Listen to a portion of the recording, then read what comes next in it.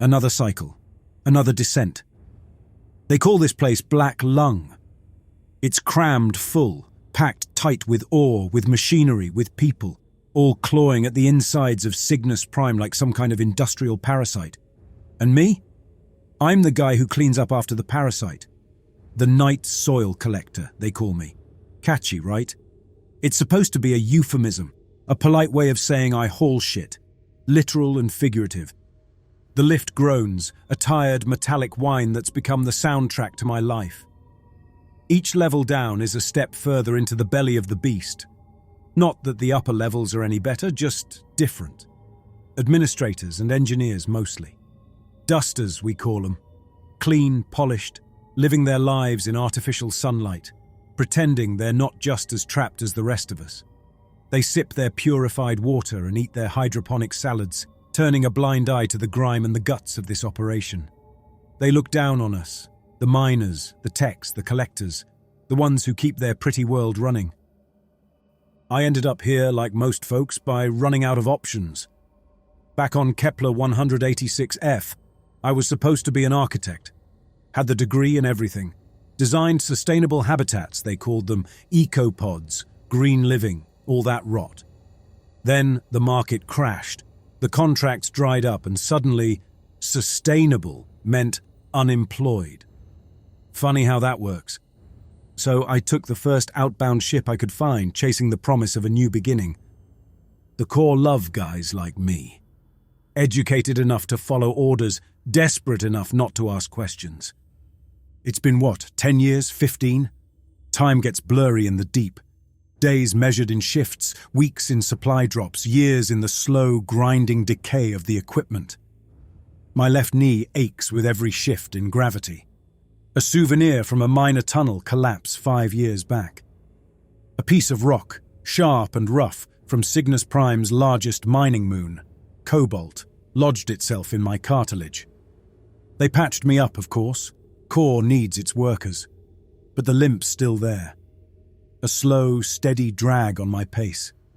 My hands, once meant to draft elegant designs, are now cracked and calloused, stained with the residue of 1,000 different kinds of waste. They shake sometimes too, a fine tremor that I try to ignore. The lift shudders to a halt. Level 5. My level. The air down here is thick, heavy, but it's not just the air. There's something else. A weight, a pressure. The old-timers have a name for it. They call it the Glutton of the Dark, a bedtime story to scare the new recruits. They say it came in on a shipment of contaminated soil years ago. An alien microbe, maybe, or something else entirely. Something that thrives on waste, on decay. They whisper tales in the mess hall, between bites of recycled protein, about strange disappearances and a growing sense of unease in the lower levels. All blamed on the Glutton. I used to scoff at these stories. Another way to cope, I figured. Give the darkness a name and maybe it's not so scary. But lately, I've started to wonder. Seen things. Heard things. Just last week, I found a patch of something on the tunnel wall near Processing Unit 4. An oily black residue, iridescent like oil on water but thicker. It wasn't there the day before, and it seemed to, well, not pulse exactly, more like it shifted, as if the colours were rearranging themselves, although it remained in the same spot on the wall. And the smell, a cloying, acrid stench, like overripe fruit mixed with the sharp tang of blood. It clung to the inside of my nostrils, a nauseating sweetness that made my stomach churn. And then there's the fungi. We get fungal blooms down here all the time, part of the job. But this was different. A patch of it growing near the old access tunnel to Sector 7, Mutated. It had taken on a purplish hue, almost glowing in the dark. And it was fast. I swear, in the time it took me to empty one container, it had doubled in size, and the way it seemed to be angled toward me. Not just growing towards a light source, but angled specifically at me, like it was watching. Then, there are the voices. Not whispers as the old-timers describe, but something far more unsettling. A few days ago, I was working near the old hydroponics bay when I heard my name, clear as day, coming from a darkened corridor. "Cole," it said, in a voice that sounded almost but not quite like my own. I turned, called out, but there was no one there, just the echo of my own voice mocking me. It happened again yesterday. This time with a voice I thought I recognized from my past, someone I haven't heard from in years. A trick of the mind, maybe. Stress, isolation. But it's unsettling, nonetheless. I grab my geoscanner, an older model, like most of the equipment down here, and run a quick diagnostic on the oily patch I saw earlier. The readings are off the charts. Not radioactive, but something else. Something the scanner can't quite identify. Anomalous organic compound, it reads. Helpful, that. I take a sample, careful not to touch it directly this time, and seal it in a containment bag. I notice, as I'm doing this, that the skin on my left hand, just below my wrist, has developed a rash. Small, red bumps, clustered together. It itches, a persistent, burning sensation. I don't remember seeing that before. I make a mental note to get it checked out at the infirmary when I get a chance. If I get a chance. And then, from somewhere deep in the darkness of the adjacent tunnel, I hear it again. A voice, distorted but familiar. It sounds like Rhodes, the old-timer, calling for help. "Cole! Help me!" It rasps. I know it's probably another trick, another hallucination.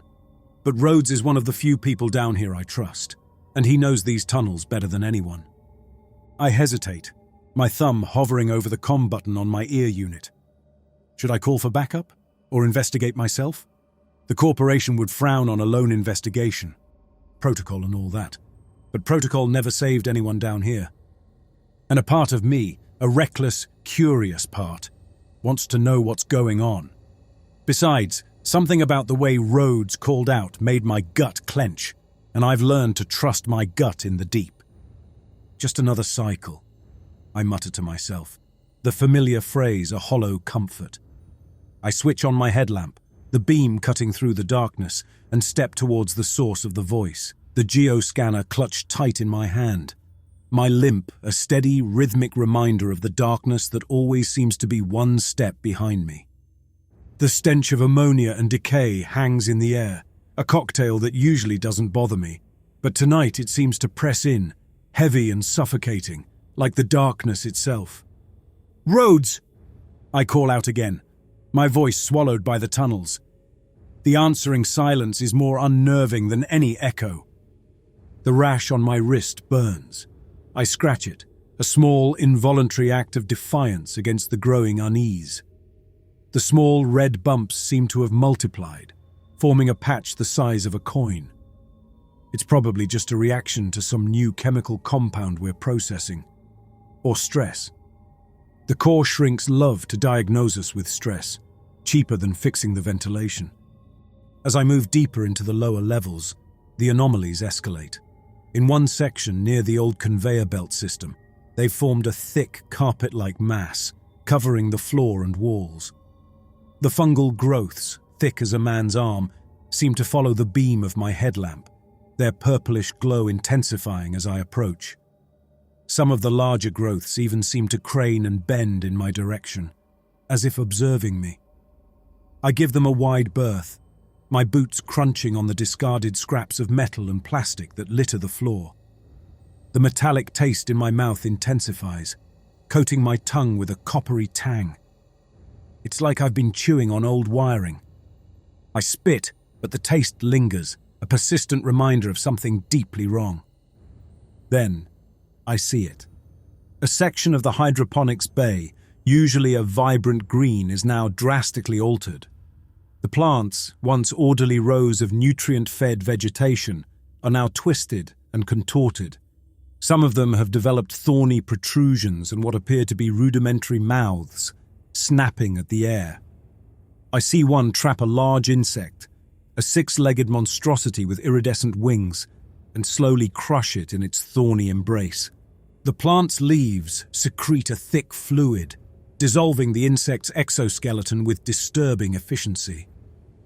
Other workers have reported similar sightings. O'Malley, a miner who's been down here longer than most, swore he saw a patch of mutated flora mimicking the movements of a worker, its leaves contorting into a crude imitation of a human hand. And then there are the reports of the oily residue appearing on personal belongings, on clothes, on skin.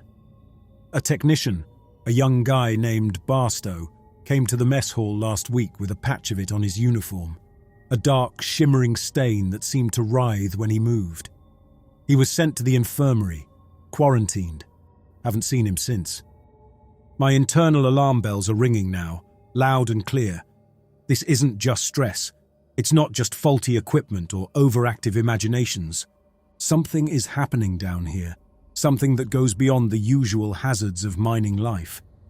My hand goes to the containment bag in my belt, the one holding the sample of the oily residue. I need to get this to someone who can analyze it, someone who can tell me what I'm dealing with. But who?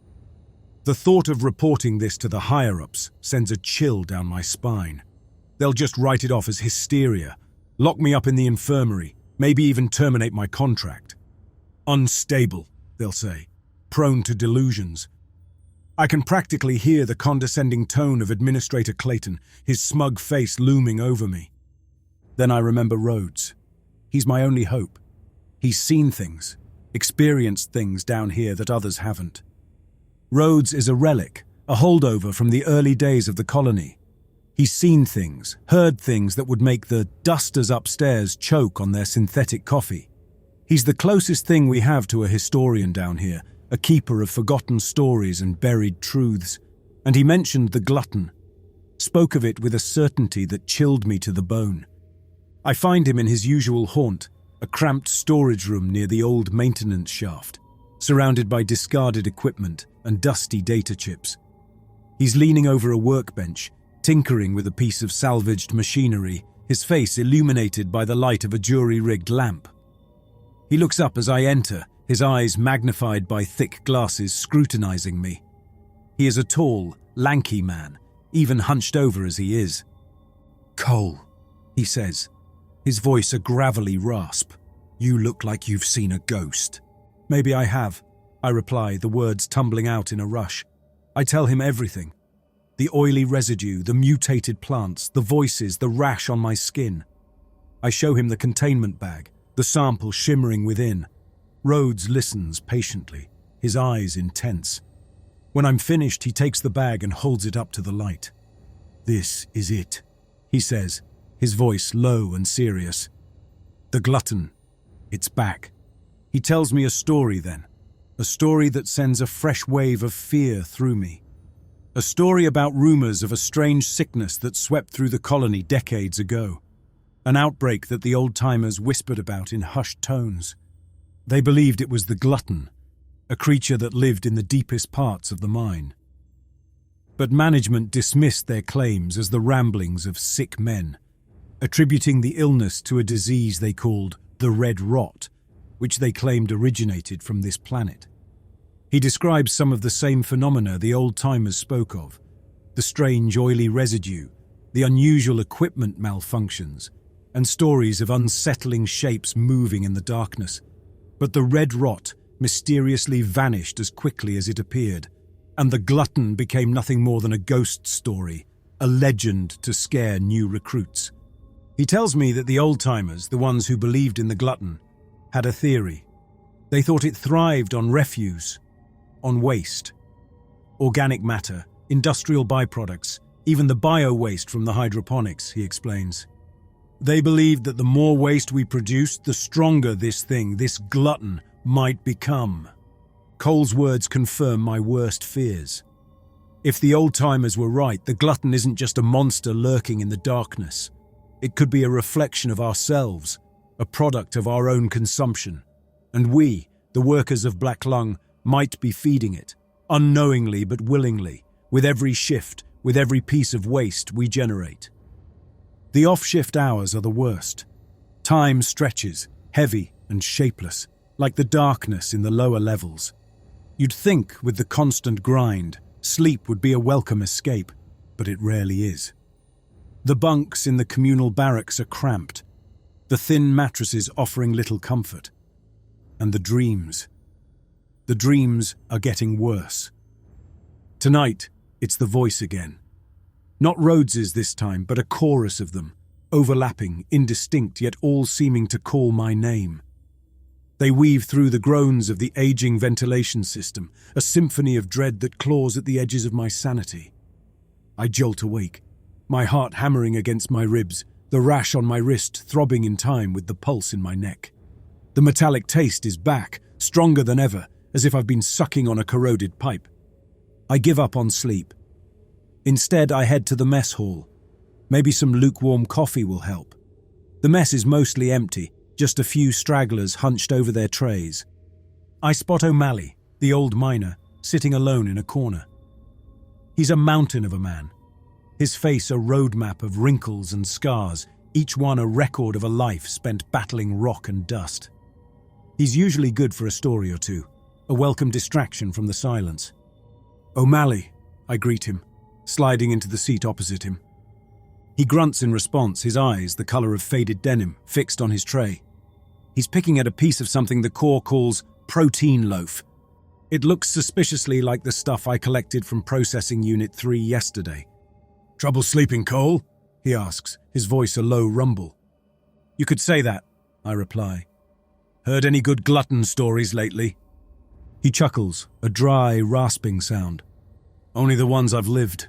Seen a few things down in Sector 7 that'd make your hair stand on end.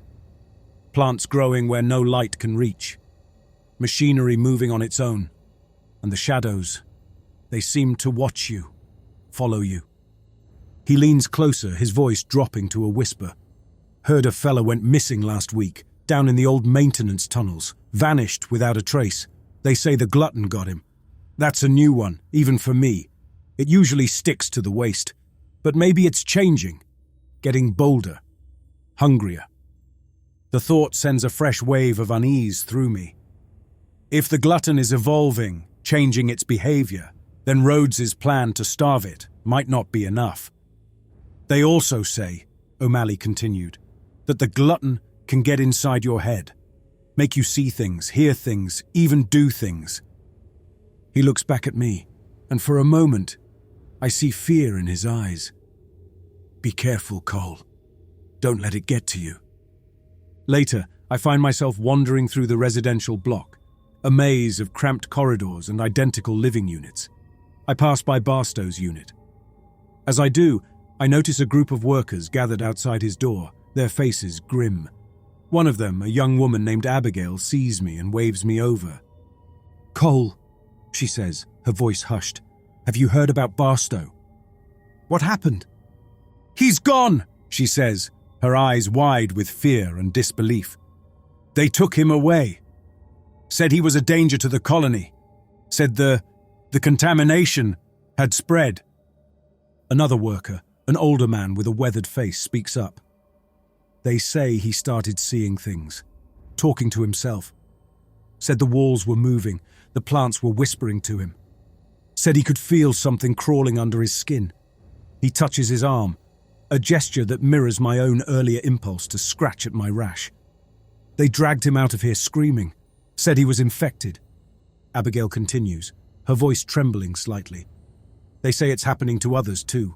Strange rashes, hallucinations, paranoia. They're calling it the red rot. And they're blaming it on stress, on contaminated rations, on anything but the truth." She looks me directly in the eyes. "We all know what it is, Cole. It's the Glutton. It's spreading. The pieces are starting to fall into place. The Glutton isn't just feeding on waste, it's feeding on us, on our fear, on our minds. It's using the contaminated soil, the mutated plants, the very air we breathe to spread its influence, to infect us, to turn us into what? Carriers, hosts, food. The thought is too much to bear. I leave the residential block, my head spinning, the chorus of voices in my dreams now echoing in the waking world. I find myself drawn to the observation deck, a small, circular room with a reinforced glass window that offers a panoramic view of the twin moons of Cygnus Prime. The moons hang in the inky blackness, their pale light casting distorted shadows across the desolate landscape. and as I look out at the alien vista, I can't shake the feeling that I'm not just looking at a pair of moons. I'm looking into the eyes of the glutton itself, and it's looking back at me, waiting, growing, consuming everything in its path, including the minds of the people around me. And maybe it's already inside my head too. The question is, can I resist it, or am I destined to become another victim of the glutton of the dark? The rash had spread. What started as a cluster of angry red bumps on my wrist was now a web of inflamed skin creeping up my forearm. It itched with a maddening intensity, a constant burning reminder of the glutton's growing influence. Sleep had become a battlefield, the chorus of voices in my dreams replaced by a new, more visceral tormentor. The sensation of something crawling beneath my skin. I'd scratched until it bled, the raw exposed flesh offering a brief agonizing respite from the incessant itching. O'Malley's words rang in my mind. Don't let it get to you. But it was already inside me. I could feel it, a creeping corruption that was slowly turning my own body against me. I found myself staring at my arm, mesmerized by the grotesque pattern of inflamed skin. It was spreading fast. Rhodes's story of the first outbreak played on repeat in my head. He'd mentioned the physical manifestations, the way the glutton's influence twisted and warped the body. Was this what he meant? Was I becoming one of them? I tried to focus on work, on the monotonous routine of collecting and processing waste, but it was becoming increasingly difficult. The tremors in my hands were getting worse, making it hard to operate the equipment. And the voices, they were no longer confined to my dreams. I'd hear them whispering my name in the tunnels, just at the edge of my hearing, a constant, insidious murmur that chipped away at my sanity. I knew I couldn't ignore it any longer. The infirmary. The thought of going there sent a shiver of apprehension down my spine. The corporation's doctors, with their fake smiles and their dismissive attitudes. They'd probably just write it off as stress, prescribe some useless medication and send me back to work. Or worse, they'd quarantine me, like Barstow. But what choice did I have? This thing, this rot, was spreading, consuming me from the inside out. Maybe they could offer some relief, some explanation, even if it was just a temporary reprieve. The infirmary was a different world compared to the grime and chaos of the lower levels. The air was filtered, scrubbed clean of the metallic tang that usually clung to everything. The walls were a pale, lifeless grey, illuminated by the glow of the overhead lights. It was the kind of place that was supposed to make you feel safe, secure. But all I felt was a growing sense of dread. A bored-looking medic, his face barely visible behind a transparent face shield, scanned my wrist with a handheld device. The device emitted a low hum, its display flashing a series of indecipherable symbols. He muttered, his voice muffled by the shield. Another one. He directed me to a small examination room, barely larger than a storage closet. Inside, a man was strapped to a narrow bed, his body convulsing in a series of violent tremors. His skin was covered in large, purplish welts, similar to the mutated fungi I'd seen in the lower levels, but far more grotesque. It was Barstow. What happened to him? Advanced stage, the medic replied. The infection. It does things to the nervous system, causes hallucinations, seizures, eventually systemic failure. He sighed, a weary sound that spoke volumes about the futility of his efforts. We can try to manage the symptoms, slow it down, but there's no cure. Not yet, anyway. As the medic moved to check on Barstow, I noticed another patient sitting in the corner of the room. He was an older man, his eyes sunken and shadowed by exhaustion and fear. He was clutching a small, worn datapad, his fingers tracing the outlines of the cracked screen. He looked up as I approached, his eyes lingering on the rash on my arm. "You have it too," he said. "Yeah," I replied. "Just started. You?" "A few weeks now," he said, his voice weak. "Started with the dreams, then the itching. Now?" He trailed off, his eyes drifting towards the convulsing Barstow. "What's your name?" I asked. Abner, he replied. His voice was raspy, like dry leaves skittering across metal. Used to work maintenance, mostly the lower levels before this. He looked down at his datapad, his fingers, gnarled with age or something worse, moving across the cracked screen. Been trying to document it, he said, a tremor in his voice. The changes. It's not just the rash, the hallucinations, there's something else, something down there. He paused, then locked eyes with me, his expression filled with fear and a strange, unsettling fascination. I saw it once, briefly, down in the old access tunnels near where they store the bio-waste.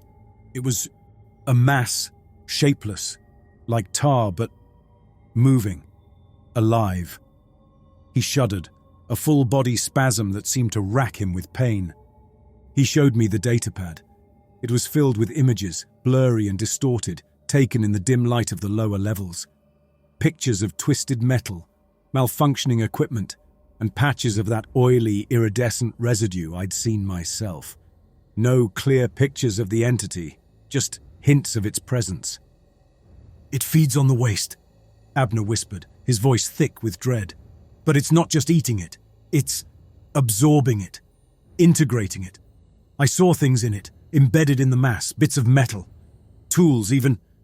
He swallowed hard, his Adam's apple bobbing in his throat. Even bones. And it changes things, mutates them, makes them part of it. He pointed to one of the images, a close-up of a section of tunnel wall covered in the oily residue.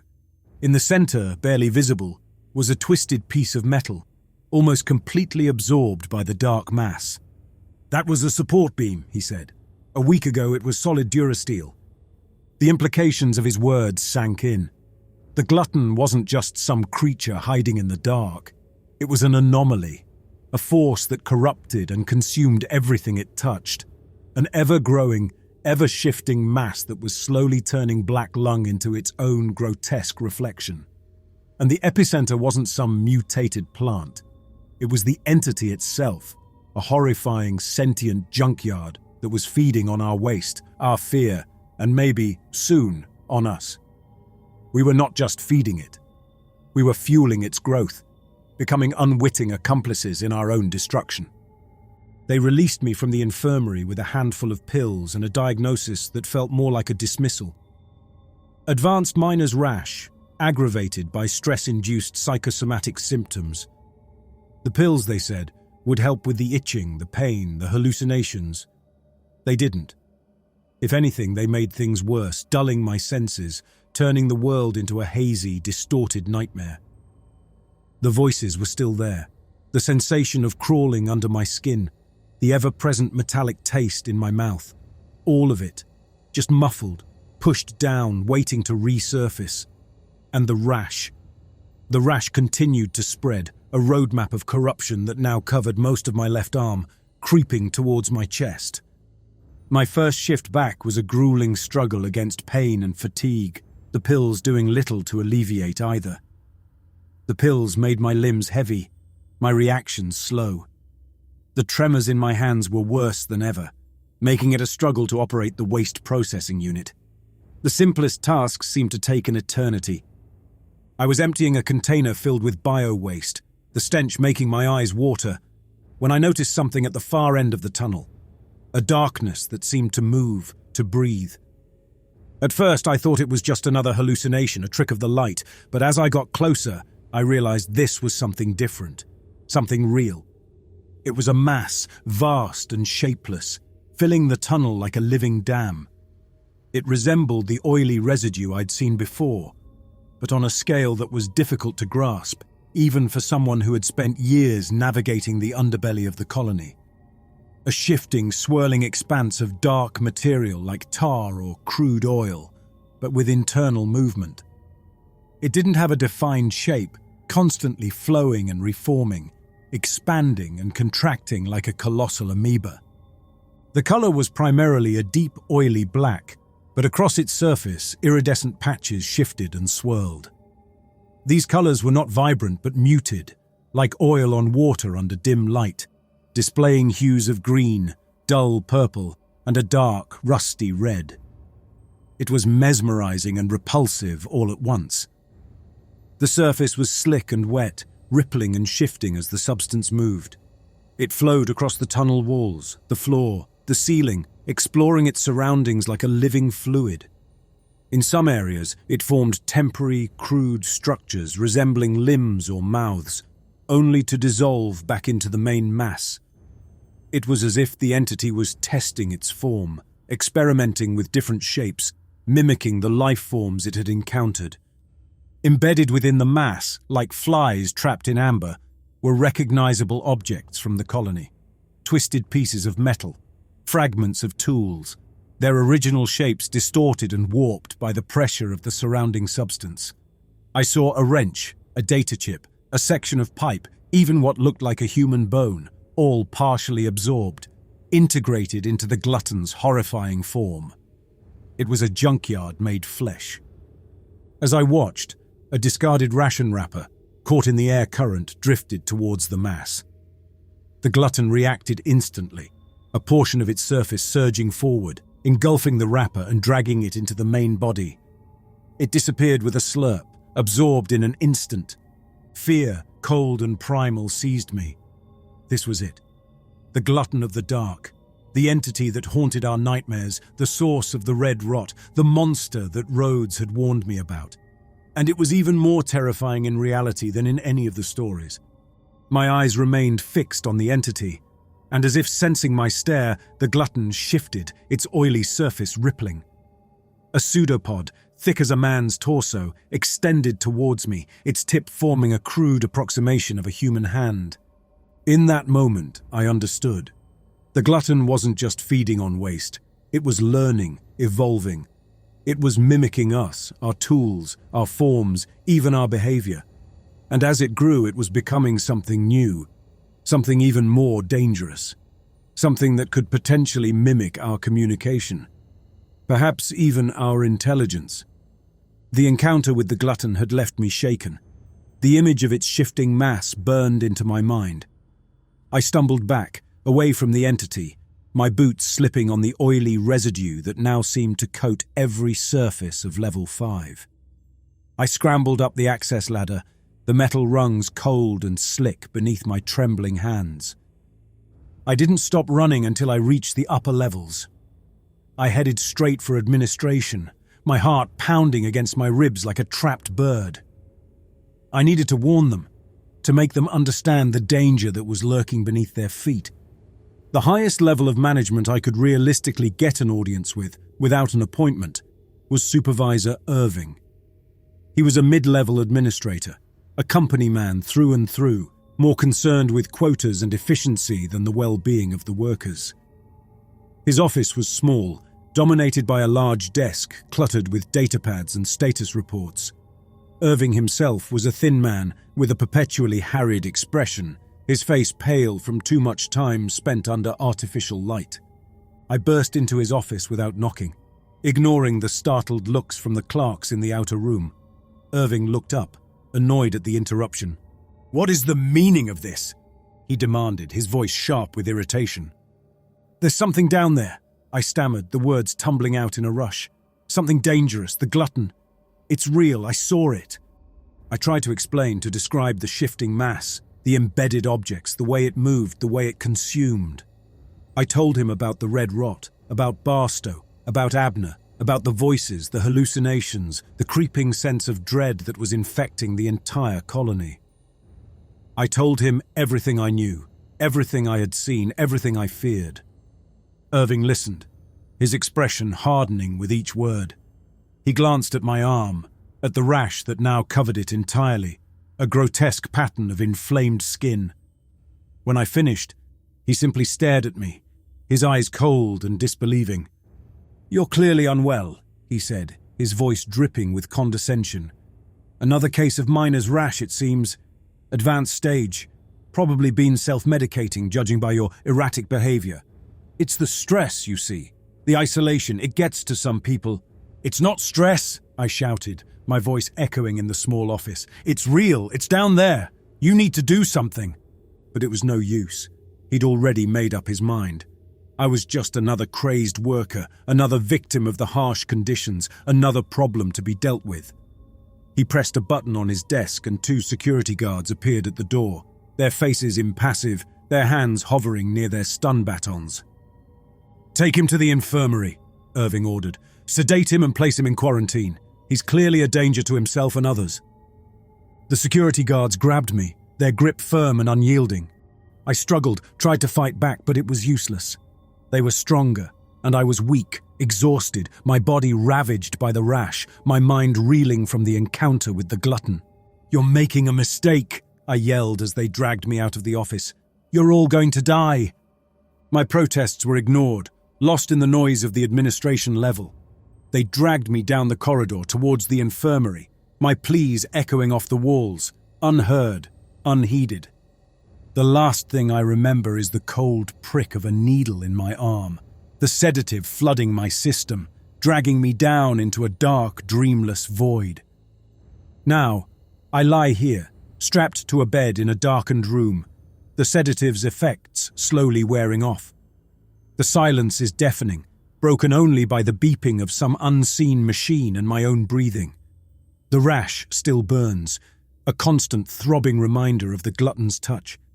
My body feels heavy, but my mind is racing, replaying the events of the past few days, the encounter with the glutton, Irving's dismissive attitude, the fear in the eyes of the other workers. They didn't believe me. They wouldn't listen. They're blind, all of them, blind to the danger that's growing beneath their feet, feeding on their waste, their fear, their ignorance. The glutton is coming. It's coming for all of us. And as the last vestiges of the sedative fade and the darkness around me deepens, I can hear them again. The voices, whispering my name, calling to me from the depths. But now, they're not just in my head. They're all around me, in the walls, in the floor, in the very air I breathe. The glutton is here, it's everywhere, and there's no escape. Not for me, not for any of us. The darkness is closing in, and all I can do is wait and listen and pray that the end comes quickly, before the glutton consumes us all.